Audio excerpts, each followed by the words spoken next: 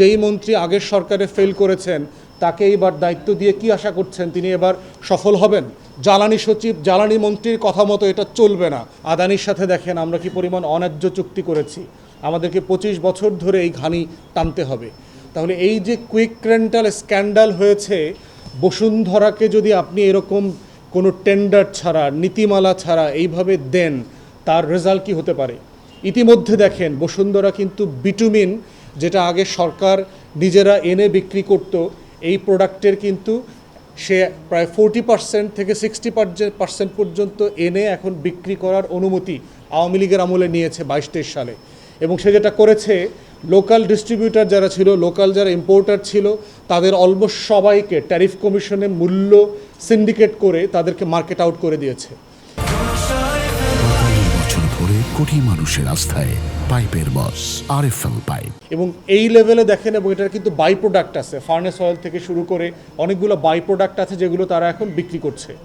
এখন এই লেভেলের সিকিউরিটি ঝুঁকি, নিরাপত্তা ঝুঁকি আমরা নিব কিনা, এইটা জাতি আকারে আমাদেরকে সিদ্ধান্ত নেওয়ার সময় এসেছে।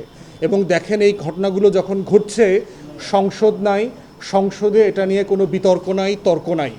এবং এই সরকার, বিএনপি সরকার কিন্তু এর আগে একই জ্বালানি মন্ত্রীর নেতৃত্বে কিন্তু ব্যাপক ডিজাস্টার হয়েছে। যেই মন্ত্রী আগের সরকারে ফেল করেছেন তাকে এবার দায়িত্ব দিয়ে কি আশা করছেন তিনি এবার সফল হবেন? এবং আগে দেখেন যে ইরানের যুদ্ধ, স্ট্রেট অফ হরমুজের যুদ্ধ শুরু হওয়ার পরে যেই সংকট আমরা সারা বিশ্বে দেখেছি, সেই সংকটকে দায়ী করা হয়েছিল তখন এই যে গ্যাস পাম্পে তেলের সংকটের সময় আমরা দেখেছি। কিন্তু সকল তথ্য, ডেটা বলছে অন্তর্বর্তীকালীন সরকারের আমলে যে পরিমাণ তেল, গ্যাস অর্ডার করা ছিল তাতে মে জুন পর্যন্ত কোনো সংকট হবার কথা না। তাহলে লাইন তৈরি হইল কিভাবে এবং লাইনটা কখন চলে গেল? আপনারা খেয়াল করে দেখেন, যখন দুইটা বিদেশি কোম্পানিকে, খুবই আননোন, যার এই ধরনের মানে জ্বালানি পদার্থ সরবরাহ করা, কেনা বেচার কোনো হিস্ট্রি নাই, এইরকম দুইটা কোম্পানিকে 1 লক্ষ টন, মেট্রিক টন করে আপনার এইটা আমদানি করবার সুযোগ করে দেওয়া হইল, কোনো ধরনের টেন্ডার, আলোচনা, ভেটিং কিছুই ছাড়া। একটা কোম্পানি ইংল্যান্ডে রেজিস্টার্ড, একটা কোম্পানি সুইজারল্যান্ডে রেজিস্টার্ড। দুইটা কোম্পানির ওয়েবসাইট পর্যন্ত খুঁজে পাওয়া যায় নাই। এইরকম দুইটা অখ্যাত কোম্পানিকে এরকম ম্যাসিভ জ্বালানি কন্ট্রাক্ট দেওয়ার সাথে সাথে আপনি দেখেন তেলের লাইনে, তেলের পাম্পে লাইনগুলো হাওয়া হয়ে গেল। কই গেল ওই হাওয়াগুলো? আমাদের তো সংকট ছিল না, তাহলে জিনিসটা তৈরি কিভাবে হলো? তাহলে কি এটা আমরা ধারণা করতে পারি না যে পরিকল্পিতভাবে সরকার, সরকারি দলের নেতাকর্মীরা যারা অধিকাংশ পাম্পের মালিকানার সাথে জড়িত, এবং জ্বালানি যে কোম্পানিগুলো আছে আমাদের, বিভিন্ন eastern refinery, BPC, Petrobangla, Padma, মেঘনা, যমুনার, এই টোটাল কালেকটিভ সিন্ডিকেট মিলে এই লাইনগুলো তৈরি করেছে যেন বিদেশ থেকে এই লুটপাটের বাণিজ্য অব্যাহত রাখা যায়। ঠিক একইভাবে আমরা দেখতে পাচ্ছি গত প্রায় 1-1.5 মাস থেকে গ্যাসের যে সংকট চলেছে বাসাবাড়িতে এবং হচ্ছে আপনার পাম্পে, তার ব্যাপারেও ভিতর থেকে কর্মকর্তারা বলছেন অ্যাজ অফ টুডে এই সংকটের কোনো সম্ভাবনা ছিল না, হওয়ার কথা না।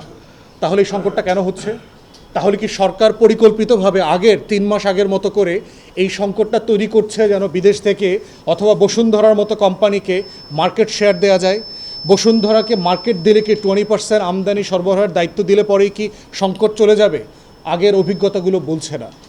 সেই জন্য আমরা মোটা দাগে এই সিদ্ধান্তগুলোকে বলছি যে এগুলো হচ্ছে সিন্ডিকেটেড করাপশনের সিদ্ধান্ত। সংসদে আলোচনা ছাড়া প্রস্তাবনা বিবেচনা করার কোনো বিষয় মন্ত্রণালয় এককভাবে করতে পারবে না। এবং দেখেন 24শে মে বসুন্ধরা চিঠি দেওয়ার পরে সরকার, জ্বালানি মন্ত্রণালয়, পেট্রোবাংলাকে, বিপিসিকে সবাইকে মিলে কমিটি করে দিল যে এই প্রস্তাবনাটা যাচাই বাছাই করবার জন্য। প্রস্তাবনার রিপোর্ট দেবার 2 দিন আগে সরকার এবং বসুন্ধরা জেনে ফেলেছে যে রিপোর্টটা তাদের পক্ষে আসতেছে না। তারা যে লুটপাটের রিপোর্টটা সরকারের কাছ থেকে চায়, ডিপার্টমেন্টগুলো থেকে চায়, এটা আসতেছে না। না আসার রেজাল্ট কী হয়েছে আপনারা দেখেছেন। 1 সপ্তাহের ভিতরে বিপিসির চেয়ারম্যানকে সরিয়ে দেওয়া হয়েছে, জ্বালানি সচিবকে সরিয়ে দেওয়া হয়েছে।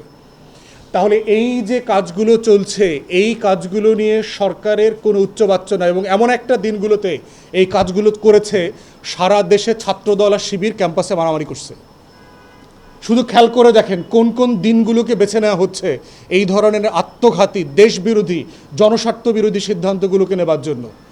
তাই আমরা বিরোধী দলের পক্ষ থেকে সংসদে এবং সংসদের বাইরে দাবি করছি সংসদে ওপেনলি আলোচনা করা ছাড়া জ্বালানি বিষয়ে কোনো সিদ্ধান্ত এককভাবে মন্ত্রণালয় নিতে পারবে না, বিপিসি নিতে পারবে না, পেট্রোবাংলা নিতে পারবে না, জ্বালানি সচিব জ্বালানি মন্ত্রীর কথা মতো এটা চলবে না, এটা আপনাদের ম্যান্ডেট নাই।